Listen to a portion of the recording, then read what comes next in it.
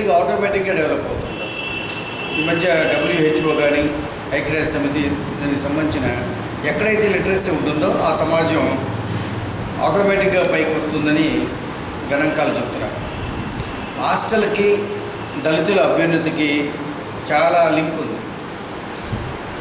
ఒక కొల్లూరుని తీసుకుంటే అక్కడ బెంజమిన్ గారి హాస్టల్లో చదువుకున్న అతి గొప్ప వాళ్ళు అయ్యారు. IASలు కానీ, సినీ రైటర్స్ కానీ, కొల్లూరు ఇనాక్ గారు కానీ, మోతుకూరు జాన్సన్ గారు కానీ. అంటే హాస్టల్ అంటే తీరిక. వాన వస్తుంది, పోయి కట్టిళ్ళు తడిసికొని ఇలాంటి నేపథ్యం ఉండదు.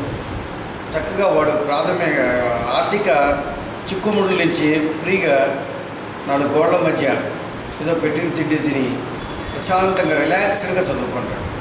చదువు అనేది తీరిక గల కుటుంబాలకు వస్తుంది అనేది మన వాదన.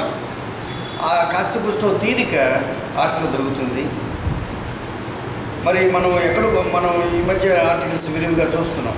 ఫిన్లాండ్లో చక్కగా ఎడ్యుకేషన్ ఉందని, 80% ఫ్రీ ఎడ్యుకేషన్ US లో ఉందని, లండన్లో 90% ఉందని చెప్తున్నారు. మనం ఈ ఇండియాలో ఏంటంటే ఈనాడు ఇండియాలో యువతరం ఉంది, 60% యువతరం ఉంది.